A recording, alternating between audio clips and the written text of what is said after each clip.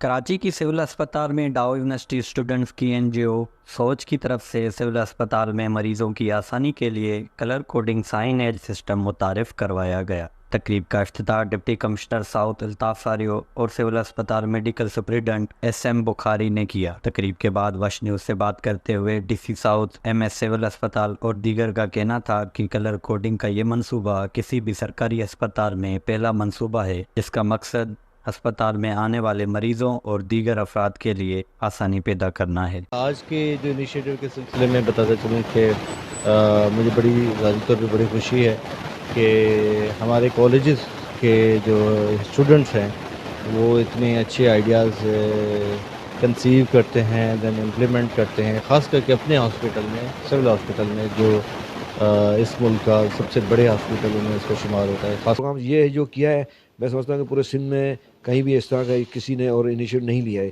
یہ پہلا civil hospital ہے اور یہ سول ہاسپٹل ہمیشہ سے بازی لے جاتا ہے۔ میں سمجھتا ہوں کہ ہر پروگرام ہم کوشش کرتے ہیں کہ وہ پروگرام کریں اور وہ چیزیں لائیں سول ہاسپٹل میں جو کہیں بھی نہ ہوں، اس طرح کے پروگرامس، اور انشاءاللہ ہم کرتے رہیں گے۔ اور بھی ہمارے بہت ساری چیزیں ہیں دماغ میں جو ہم اس کو انشاءاللہ اپلائی کریں گے اس ہاسپٹل کے لیے۔ اسٹوڈنٹس کا کہنا تھا کہ جدید سگنل سسٹم لوگوں کی اسپتال کے مختلف شعبہ جات تک پہنچنے میں رہنمائی فراہم کرے گا۔ بیسکلی ہم خود اسٹوڈنٹس ہیں اور ہم لوگ جب اپنے وارڈس کے لیے جا رہے ہوتے ہیں اور ہم سے اکثر مریض آ کے پوچھتے ہیں کہ اس کا راستہ کہاں ہے اور اس کا راستہ کہاں ہے، اور اکثر ہمیں خود نہیں پتا ہوتا کیونکہ خود آپ نے دیکھا ہوگا سول ہاسپٹل کتنا بڑا ہے۔ تو اب اگر مجھے کسی مریض کو بلڈ بینک بھیجنا ہے نا، تو اس کو میں صرف یہ بول کے نہیں بولوں گا بلڈ بینک چلے جائیں اور پھر وہ پورے سول میں گھومتا رہے بلڈ بینک کہاں ہے بلڈ بینک کہاں ہے۔